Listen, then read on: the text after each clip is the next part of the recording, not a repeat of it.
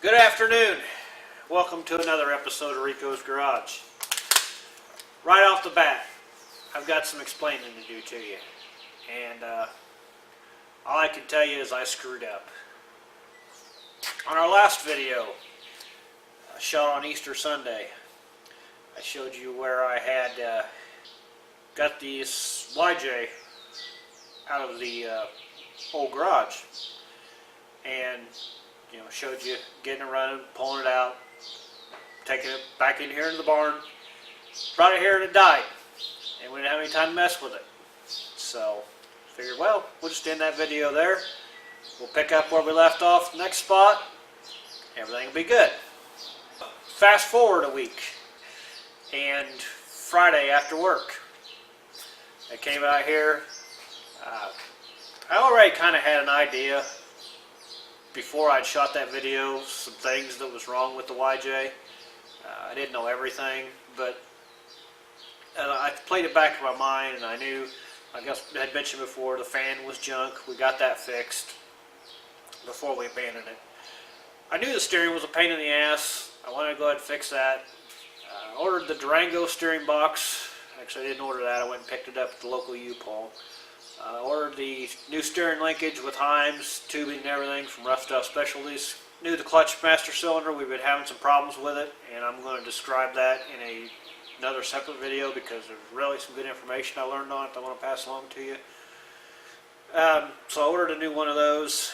I got stuff to change oil, some other odds and ends stuff. Anyway, I done all that during the week. That's usually the best time to do that. Order it online, let it come in, try to keep everything moving that way. So I came out here Friday night, unboxed everything, laid it all out on the bench. I was going to show you what we had, what parts to work with, yada yada yada, and get everything to where when I came out here Saturday, after doing my errands and everything, bam, I was going to get to work on this thing. Bust through the stuff that needed worked on, and then jump over to the 3+3, get some stuff done on it. Going to be grand. So that was my plan. Come out here Friday night, get everything staged, if you will, for lack of a better term. And then I was going to open the garage door, sit next to Mama with some cold adult beverages and watch traffic go by.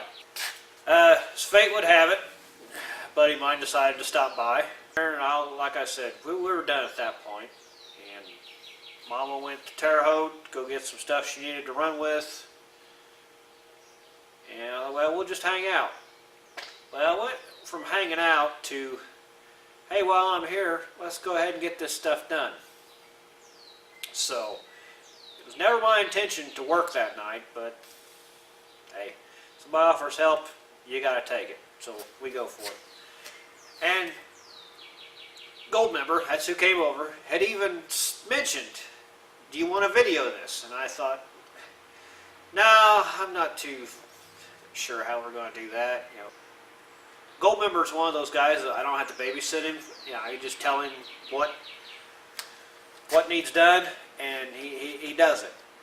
And then he'd come back and we jump on to the next thing. So what often happens with me and him working is he's over doing his thing and I'm doing mine, and we're getting shit done. Not, oh, I gotta go see what he's doing, or I gotta check on him. No. Well, you can't really video that. You can't video me. I can't video myself putting the steering box on while he's over there building steering linkage. I suppose I'll have to figure it out. They do it on Roadkill and Roadkill Garage, but they've got a full video crew. This is a one-man operation, and it's usually me out here in the garage when nobody else is home or everybody else has got stuff going on. That's what happened Friday night. And Friday night we ended up getting the Durango steering box on. We got the steering linkages made. We discovered some other problems that was going to have to be taken care of. Some stuff had to go to the machine shop. Well, the machine shop is Monday deal. So we pretty much stopped there. I thought Saturday, well, even though I got the steering and stuff done on the YJ, there's still plenty of other stuff needs done. I'll come out here, get the video starting, catch everybody up on what we did Friday night, explain it, yada yada yada, and then I'll work on this thing until I run out of parts. And then when I run out of parts, I'll order the 3+3. So I got up in the morning, went and paid the parts bills, got all my parts on my list and everything, came in here, I'm ready to go. I set the camera up, I start talking, and somebody comes over. I don't even know who it was. It's irrelevant at this point. Turn the camera off, bullshit with him for a little bit. Oh, and I failed to mention, while I was running around getting parts, Gold member came over, finished some things up. Hell of a guy. Okay, I gotta give him credit for that. Come back, get started, and then Giles comes over. And it's, that's not a bad thing, because he's like, hey, it's too nice of a day to sit around home, I ain't got much going on. I'll just hang out here. I don't want to stop you, you keep working, I'll watch you work. If you need anything, I'll hand you tools, whatnot, I'll go run and get your parts, whatnot, we're good. Sending Giles to get parts is a pretty good deal, because Giles knows parts. He's a truck driver right now, but he was a parts man for a lot of years, and he's pretty sharp on the parts side of things. So you can send him and say, hey, go get me one of these, and he goes and gets it. So good friend to have. Once again, I'm doing boring, mundane stuff here, changing oil, greasing things and whatnot, and I can't video that, and me and him shooting the shit back and forth. So I started videoing it, and I couldn't get the camera placement right because I was all over the place. Up, the truck was up and down, and this, that, and the other, and I just gave up.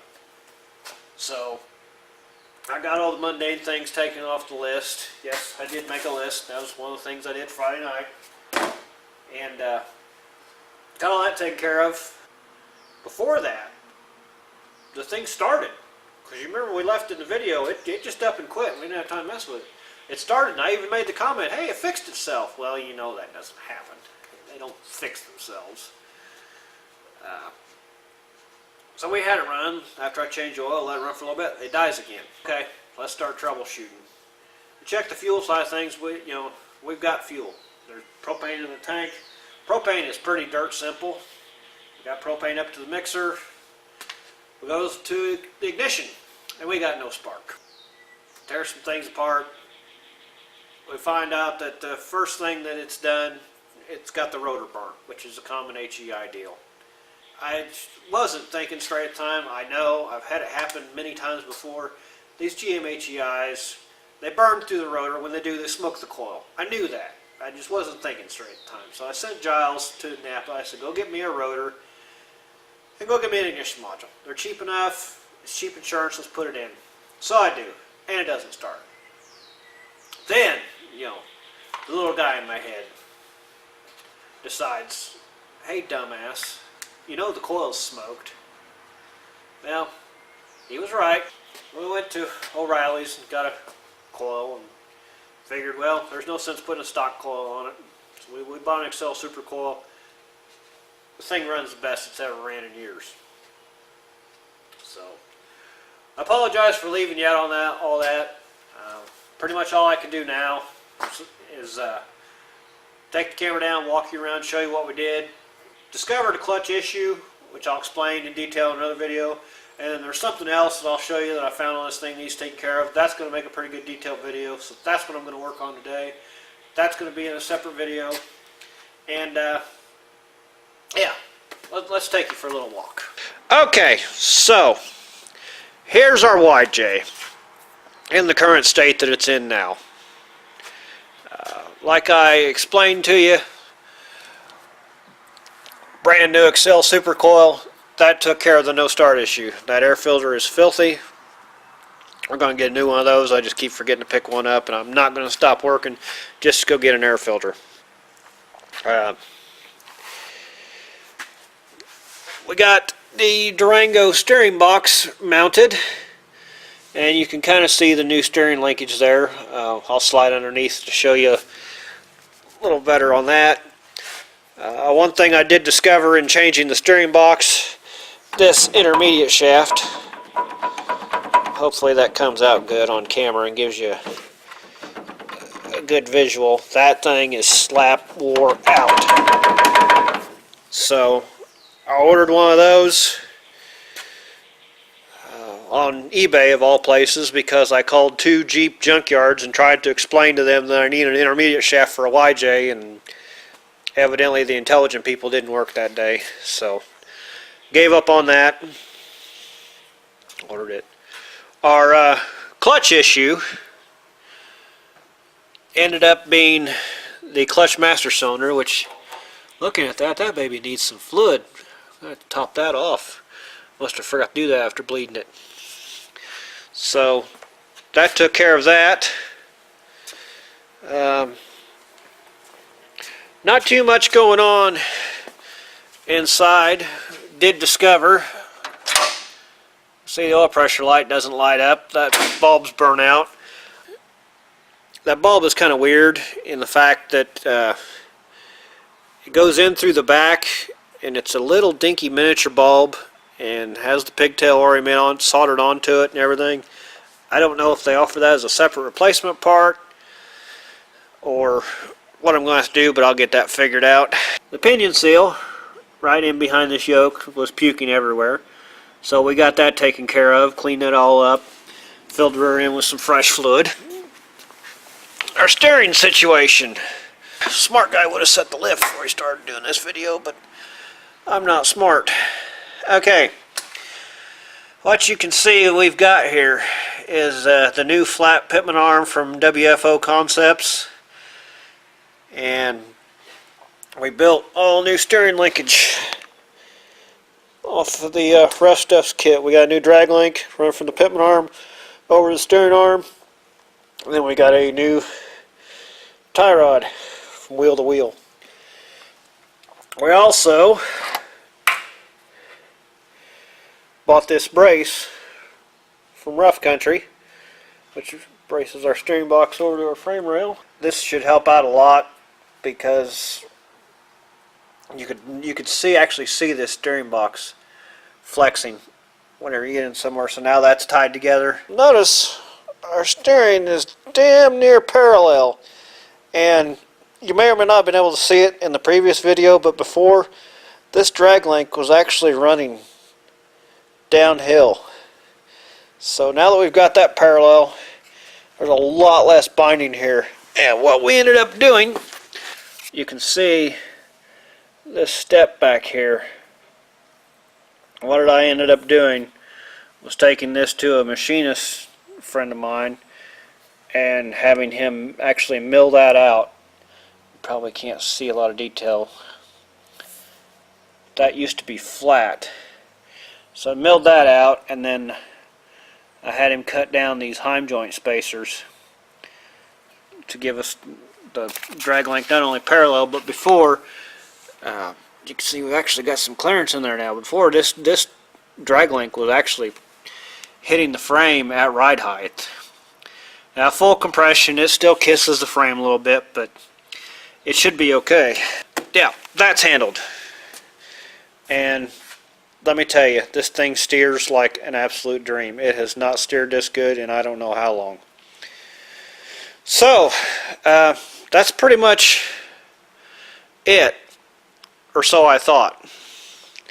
Then I decided, well, you know, this thing was in a lot of mud for no longer than it was out. It was in a lot of mud. So I popped off the drive flanges and found this. As you can see, that is nasty. Well, there's more mud in there than there is grease. And that's aggravating, because that's all new stuff. That was stuff that was put in last year. We're going to do another video and showing how to tear that down and repack those bearings and all that. So that's where our YJ is right now. And I hope that brings you up to speed. Again, I apologize for my my poor camera skills. We'll try to get better at it. Try to show you a little more in detail. I want to set the lift on this thing, get it raised up, get the tires off of it, get these wheel bearings taken care of. I'll show that in another video. I'm going to do a tech tip on the clutch, because there's some good information that I honestly didn't know, and the whole point of this channel is for us to learn together and me to pass along what I've learned. So I'll show you that, but I guess before you leave, you actually want to know that I'm not lying to you, and this thing actually does run. So let's do that. Alright, step one, turn the tank on.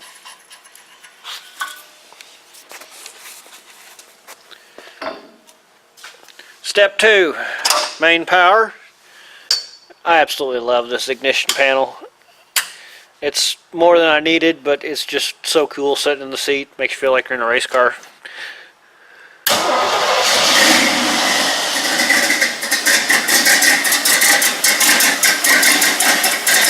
There you have it.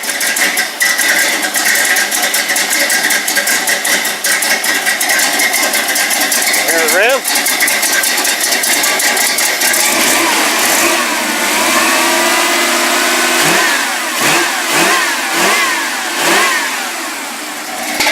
Runs. Wants to eat some stuff. That's it for this episode of Rico's Garage. I'm going to go feed the Johnny. Going to go get another SD card because this one's full. Get this thing raised up, get the wheel bearings packed, and get out there on that trail. Like, comment, subscribe. Been enjoying a little bit of feedback I've been getting. Would like to see some more. And I'll see you on the trail. Goodbye.